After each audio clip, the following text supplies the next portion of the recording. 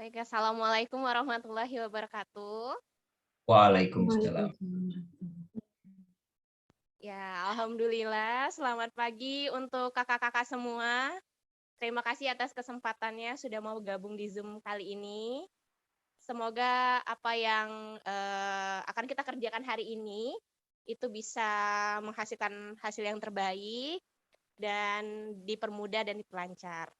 Ya. Baik, tak kenal maka tak arup ya Kak. Ya. Kita kenalan dulu kali ini. Dari saya pribadi, saya Eka dari RSUP Fatmawati. Saya ditemanin oleh dua teman saya, yaitu Kak Aster. Kak Aster Halo dari Kak Heru. Halo, salam.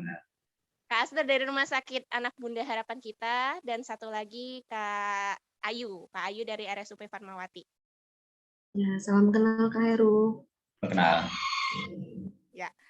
Oh iya Kak Aster, Kak Ayu, hari ini kita kedatangan narasumber yang kece, luar biasa. Ya, namanya Kak Heru Komarudin, Eskep Nurse MKM. Beliau adalah seorang perawat di Rumah Sakit Umum Pusat Fatmawati. Tapi beliau ini bukan hanya perawat biasa ya, tapi menurut saya perawat yang luar biasa. Karena kenapa? Kak Heru ini selain berprofesi sebagai perawat, beliau juga aktif berpartisipasi di organisasi. Nah, jadi orangnya tuh organisatoris banget. Jadi jarang banget ya kita bisa menjumpai perawat yang aktif organisasi. Biasanya kan perawat ya sekedar melaksanakan tugas di rumah sakit saja, tapi di lingkungan sekitar dan lingkungan masyarakat agak kurang. Nah, kalau perawat yang kali ini beliau itu double. Dia perawat di rumah sakit, kemudian perawat di lingkungan sekitar kayak gitu. Jadi aktif di organisasi. Dari beliau ini kita akan mendapatkan ilmu baru, khususnya seputar bela negara. Ya, bahasan hari ini yang paling krusial banget ya, paling penting yang harus kita kuasai. Bela negara yang sebenarnya menurut sebagian orang itu bela negara hanya diterapkan oleh beberapa penegak hukum saja, profesi-profesi yang sifatnya sebagai penegak hukum. Tapi sebenarnya bela negara ini bisa diterapkan juga oleh profesi kita sebagai perawat kayak gitu. Nah, jadi dengan kedatangan Kak Heru di sini, kita akan berbagi bersama Kak Heru dari pengalaman Kak Heru, keilmuan Kak Heru seputar bela negara. Nah, Kak Heru ada tambahan informasi lagi nih untuk Kak Aster sama Kak Ayu. Kak Heru ini juga aktif di Policenter Iluni UI ya Kak, Ikatan Alumni Universitas Indonesia ya. Jadi Policenter ini berfokus untuk membahas kebijakan yang ada di Indonesia, betul Kak? Khususnya kebijakan kesehatan ya Kak? Iya. Soalnya sering nonton ininya kayak seminar pertemuannya kayak gitu. Jadi menarik banget ya ada bidang seperti Policenter. Nah, jadi selain itu beliau juga alumni dari Prodi Kebijakan Hukum Kesehatan S2 FKM UI ya Kak, yang baru lulus. Jadi luar biasa banget ilmunya. Jadi kita kupas tuntas nih ilmu bela negara yang dimiliki oleh beliau. Dan Kak Heru, pertanyaan pertama nih Kak. Ya. Siap. Jangan gugup ya Kak. Siap. Santai aja, ini diskusi santai aja. Dia aku mau nanya nih Kak, menurut Kak Heru apa sih makna bela negara versinya Kak Heru? Oke, terima kasih. Sebelumnya saya perkenalkan diri lagi kali ya. Saya Heru Komarudin. Saat ini saya bekerja sebagai perawat di Fatmawati. Kemudian saya juga memiliki kesibukan beberapa di luar dengan salah satu mendirikan startup di kesehatan yang namanya Varians.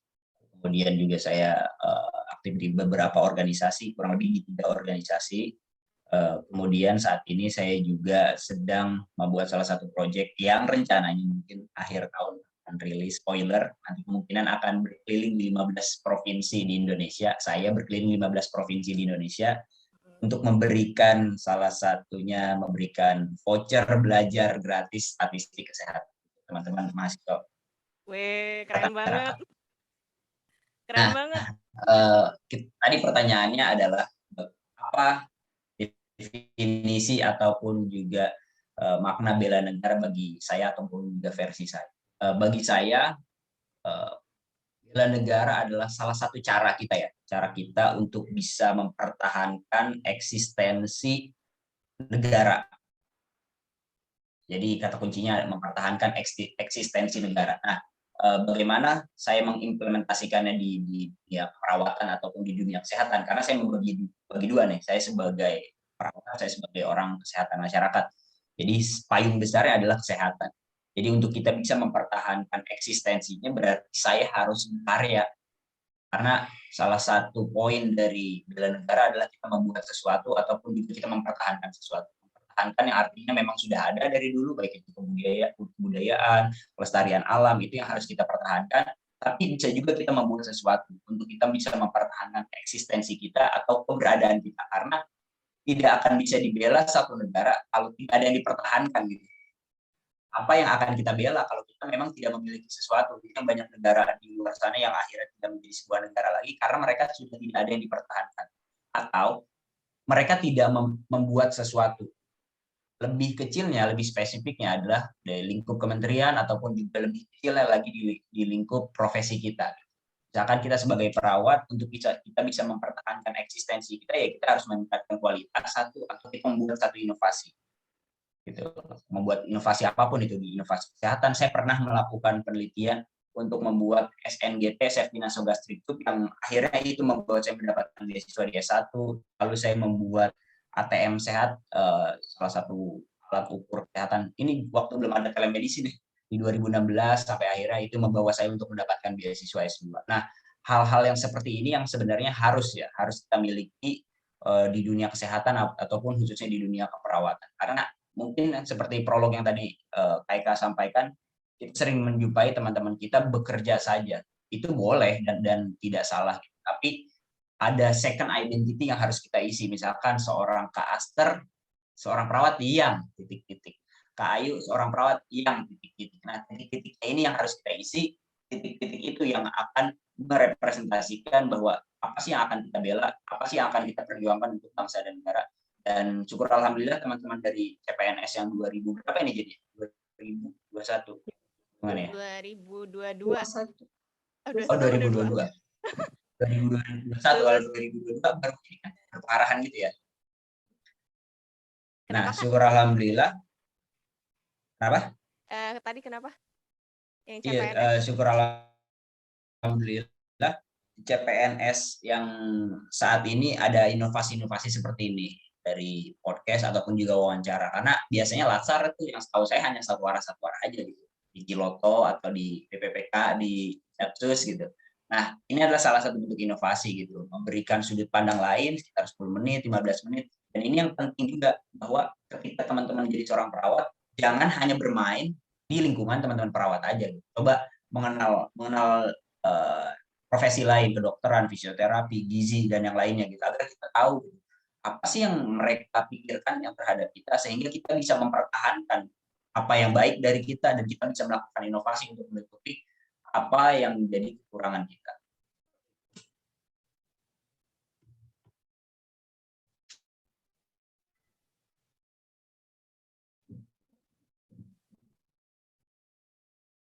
Ya, makasih banyak ya Kak. Jawabannya tuh luar biasa sekali. Dari makna bela negara itu jadinya banyak ya, khususnya kita perawat, jadi kita harus benar-benar memaknai bela negara dan itu sangat penting untuk profesi kita.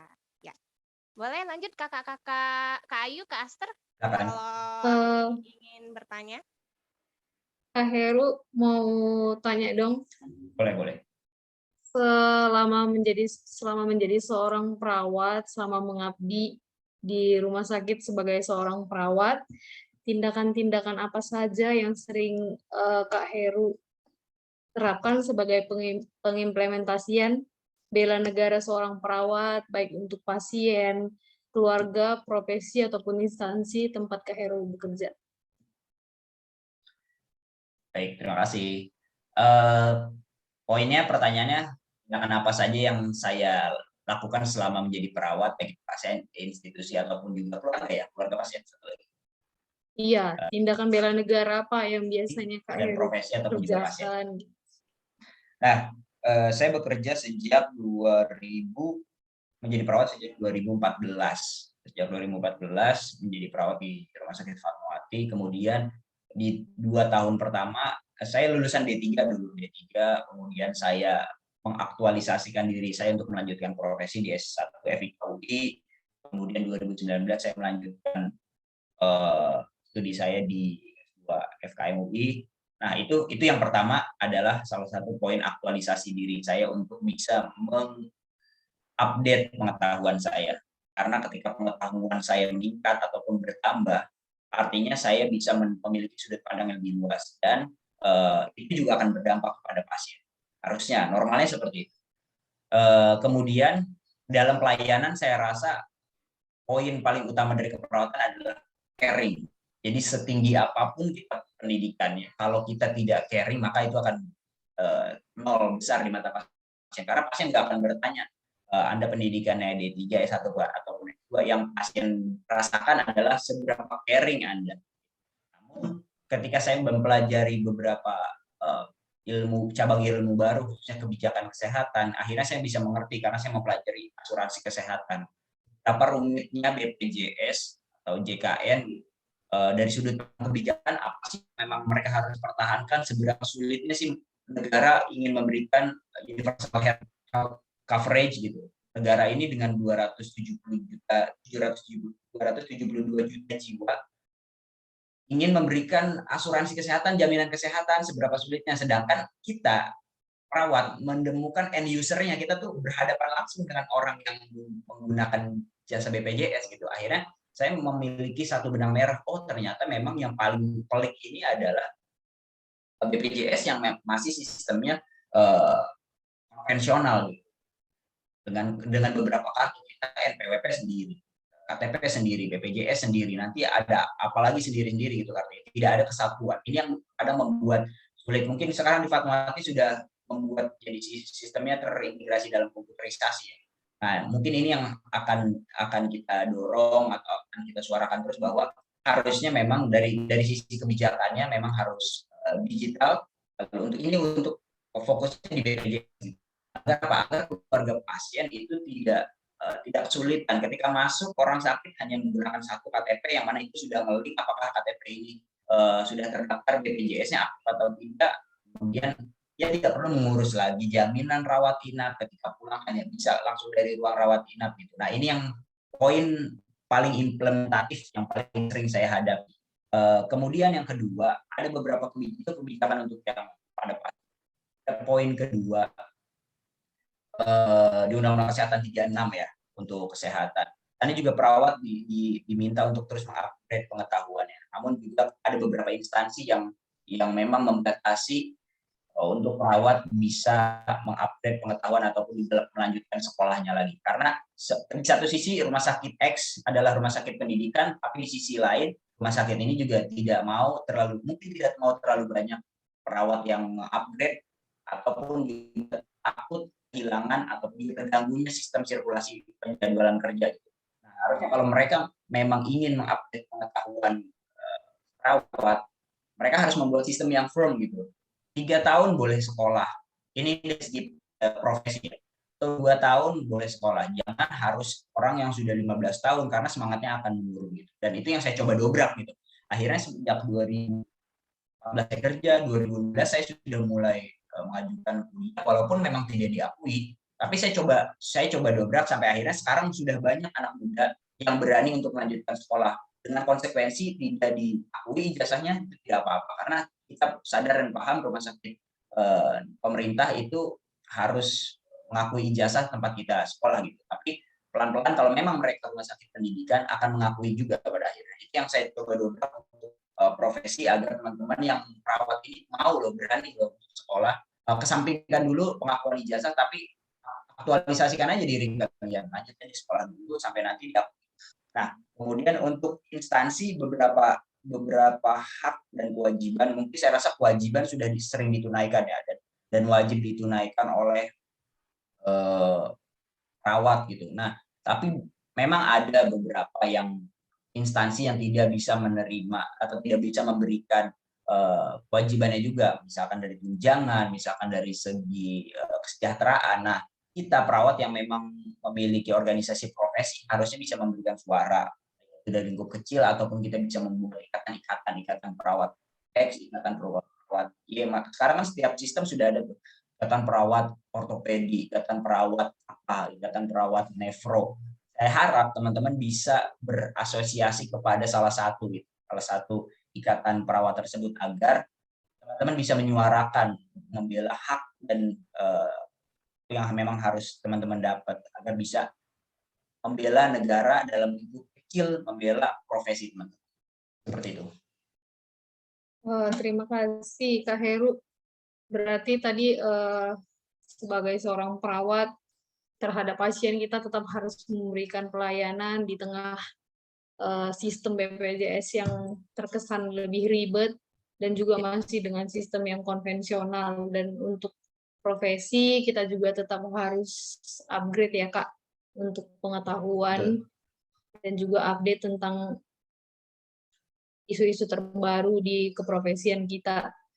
Terus Kak, untuk pada saat Kakak melakukan tindakan-tindakan pengimplementasian tadi, tantangan apa yang sering Kak Heru jumpai sebagai seorang perawat waktu mengimplementasikan tindakan-tindakan tersebut tadi, seperti yang pada saat mengupgrade diri atau pada saat tetap memberikan pelayanan terbaik kepada pasien walaupun sistem yang ada di BPJS sebenarnya sangat meribetkan kita sebagai pelayan publik, terlebih sebagai seorang perawat.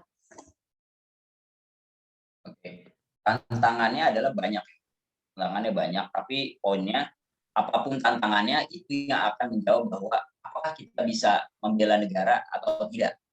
Jadi ketika tantangannya pasiennya banyak dengan jumlah rasio perawat atau tenaga kesehatan yang kurang, kita tetap melakukan itu, kita sudah membela negara. Artinya kita sampingkan keluhan kita, tapi kita tetap jalani. Nah, tantangannya yang kita harus selesaikan dengan sistem kalau menurut saya, karena tidak bisa tantangan kita sampaikan secara personal, karena kalau kita sampaikan secara personal kita pun yang akan dicorot gitu. Nah, satu sisi berarti kita secara personal sudah membela negara.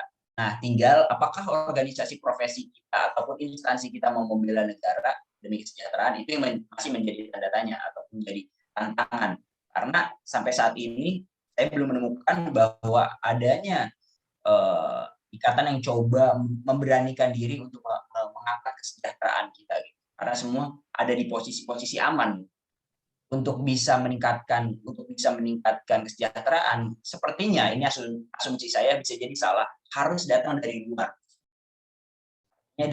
Kalau mau membela, kita datang dari legislatif, tapi kalau kita berada dan memiliki posisi eksekutif, sangat amat mudah untuk mengubah kebijakan, misalkan kesejahteraan di salah satu kabupaten, perawatnya ingin dinaikkan kesejahteraannya, akan mudah ketika si eksekutifnya atau bupati, wali kotanya yang akan mengubah, gitu, mengajak teman-teman ada di legislatif. Tapi kalau datangnya dari perawat, hanya akan sekedar masukan. Jadi tantangannya saya melihat udah lebih besar lagi, skala regional ataupun juga nasional. Kalau tantangan yang paling sering kita hadapi, paling jumlah pasien yang tidak berbanding gitu kan. Nah, tantangan yang lebih besar tidak bisa kita pecahkan secara individu, harus dipecahkan secara sistem dan powerful. Terima kasih Kak Heru.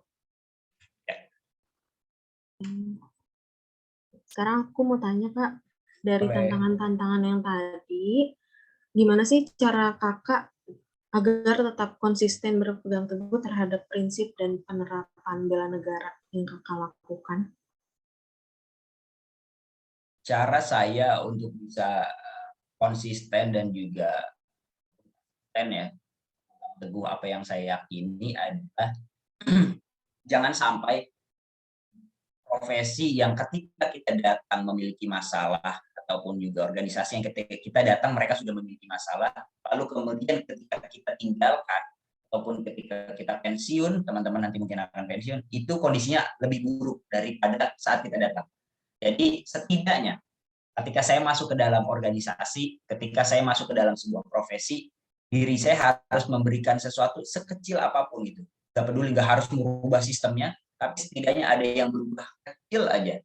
Lebih baik daripada yang sebelum kita datang. Kalau saat kita datang dan kita selesai, itu lebih buruk, berarti kita tidak memberikan dampak. Bukan salah kita lahir di Indonesia, Indonesia yang kondisinya seperti ini, tapi salah kita ketika kita berada di Indonesia, kita tidak bisa merubah. Orang akan bilang, terlalu naif, merubah Indonesia kan sulit. Ya betul gitu. Tapi lingkungan kita kan bisa. Minimal dari diri kita, ketika kita ingin mendobrak sesuatu yang bermasalah, setidaknya dari diri kita loh, menunjukkan apakah kita bisa, misalkan dari sistem BPJS, apakah kita bisa setidaknya kita, kalau saya, pada sistem-sistem yang kecil saya masih bisa, tapi pada sistem yang besar kita harus menggandeng tempat lain. Saya di Policy Center Iluni UI, biasanya mengadakan diskusi, dan itu temanya biasanya saya aja yang nentuin. Saya kemarin tertarik sama minyak gitu, akhirnya saya undang ke Wakil Menteri Pertanian, akhirnya saya undang ekonom, saya menjadi moderator. Siapa moderator? Seorang perawat. Urusannya apa perawat masuk ke sana? Untuk mempertahankan eksistensi, bahwa ada loh perawat yang mengerti kebijakan nasional gitu. Nah, ini yang menjadi tantangan, harusnya kita sudah berada di level seperti itu. Karena orang hukum sudah bisa masuk kesehatan, orang ekonomi sudah masuk ke kesehatan, orang elektromedik sudah bisa masuk kesehatan, bahkan menteri kita bukan orang kesehatan. Ini sebuah tamparan bagi kita bahwa ada apa di organisasi profesi, atau ada apa di setiap organisasi profesi yang banyak ini, sehingga kementerian tidak diisi oleh tuan rumahnya sendiri.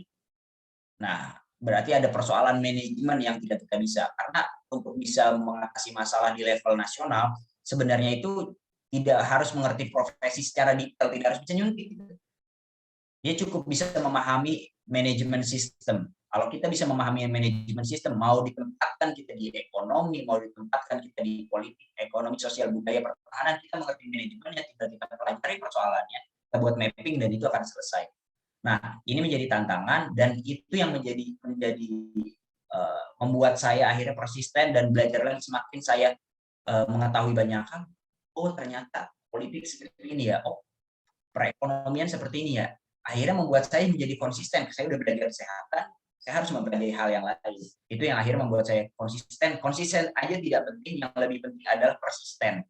Karena konsisten ketika mencoba berkali-kali, kalau persisten ketika mencoba lalu jatuh, mencoba lagi, jatuh lagi, bangun lagi, jatuh lagi, bangun lagi, dan itu persisten. Jadi lebih penting daripada konsisten adalah persisten.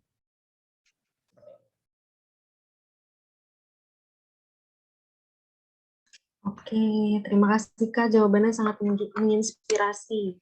Jadi kita sebagai perawat harus lebih banyak belajar lagi untuk melakukan perubahan sekecil apapun itu. Yang terakhir nih Kak, gimana sih, Kakak ada saran nggak buat kita sebagai generasi penerus agar senantiasa konsisten dan persisten tadi dalam pengimplementasian bela negara ini? Saran saya buat saya sendiri ya, saya sendiri dan juga buat teman-teman, mudah-mudahan ini jadi pengingat buat saya, kita terus semangat untuk belajar ya, nggak harus di bidang kesehatan tapi di bidang yang lainnya. Lalu kita juga harus berani tampil. Ya memang dalam Islam memang menyarankan perempuan ada batasan-batasan, tapi setidaknya dengan lingkup sama-sama wanita perempuan itu juga boleh gitu. Satu poinnya harus terus belajar dan mengupgrade diri, dan lebih spesifik memegang satu hal dari kalau perawat itu, kalau menurut saya. Ketika Kak Ayu nanti berada di ruang bedah, kan belajar ilmu bedah agar ada satu keahlian yang Kak Ayu miliki, karena ada skill, ada kebisaan dan juga skill. Kalau kebisaan ini adalah sesuatu yang Kak Ayu dapat dari ngobrol, dari nongkrong kayak gini, sampai akhirnya kita tahu ini saya suka berorganisasi. Skill adalah sesuatu yang kita dapat di bangku pendidikan. Nah, tinggal kita mengkawinkan antara skill dan juga kebisaan. Akhirnya itu yang menjadi passion kita, yang menjadi karir kita.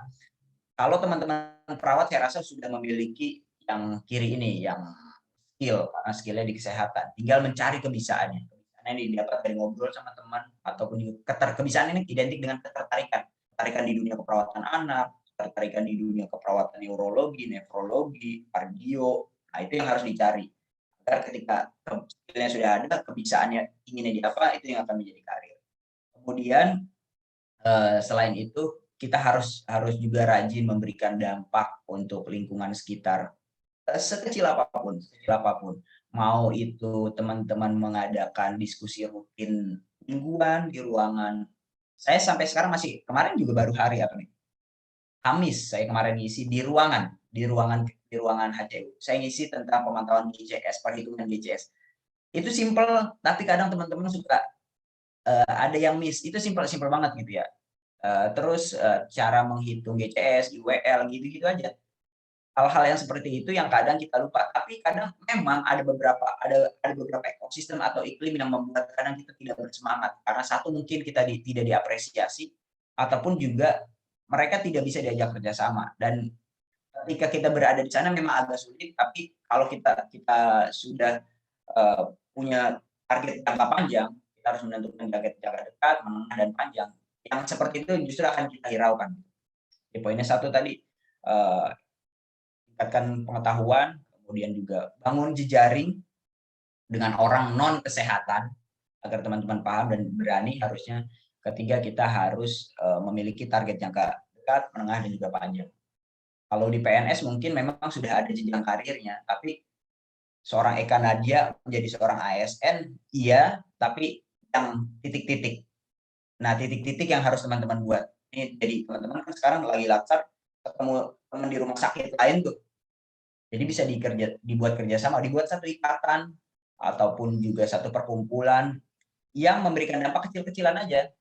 Targetnya apa? Targetnya jangka menengah kita bisa melakukan regenerasi agar ada ASN baru ataupun juga teman-teman perawat muda baru, kita bisa mengedukasi. Karena kita tahu iklim kita kan, kita datang satu ruangan, teman-teman mungkin bingung, kok begini ya gitu. Nah, yang kayak gitu kan kalau kita mau ubah susah ya.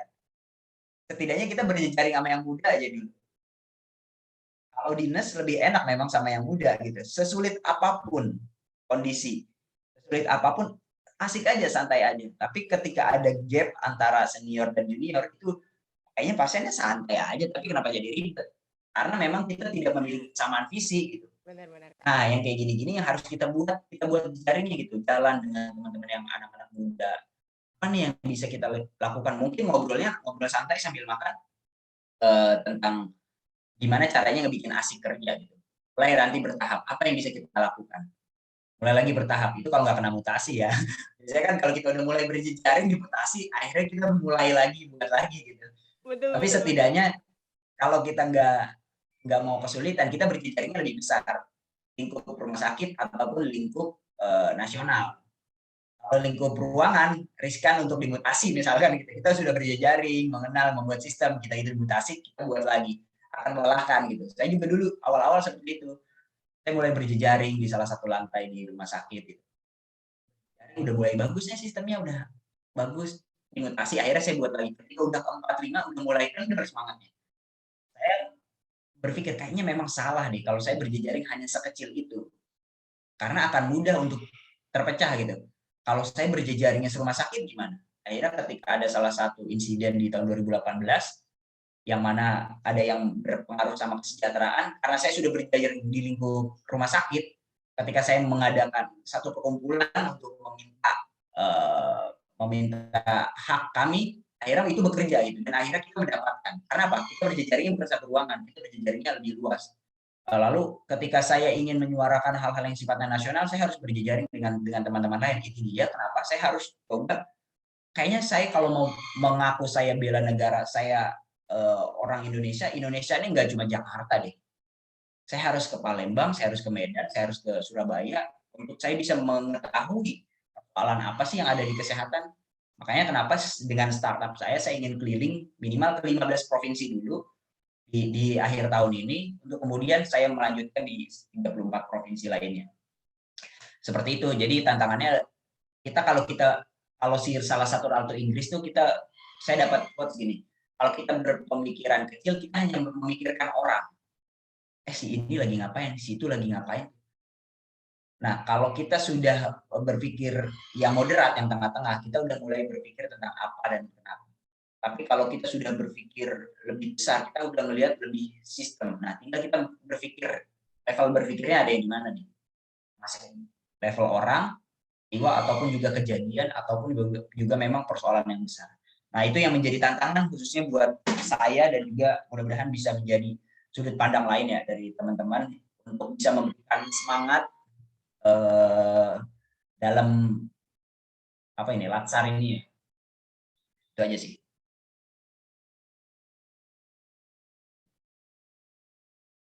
Masih di mute ya, Kak? Oke, makasih banyak Kak, ilmunya luar biasa banget ya. Jadi buat kita melek nih, kita nggak hanya mengimplementasikan bela negara di lingkungan instansi kita aja, tapi kita juga bisa mengimplementasikannya secara luas, khususnya untuk Indonesia. Luar biasa semangat sekali dan luar biasa banget ya semangatnya Kak Heru. Mudah-mudahan itu bisa nular ke kita, khususnya kita yang nantinya akan melanjutkan ya sebagai pelayan publik, pelaksana kebijakan publik dan perkat dan pemersatu bangsa. Ya, buat Kak Heru terima kasih banyak ya Kak atas waktunya, ilmunya. Semoga apa yang Kakak sampaikan ini berguna bagi kami dan bagi orang-orang yang akan menonton video ini. Gitu. Ya. Makasih juga buat Kak Ayu sama Kak Aster yang udah gabung hari ini. Saya tutup podcast kali ini dengan wassalamualaikum warahmatullahi wabarakatuh. Waalaikumsalam.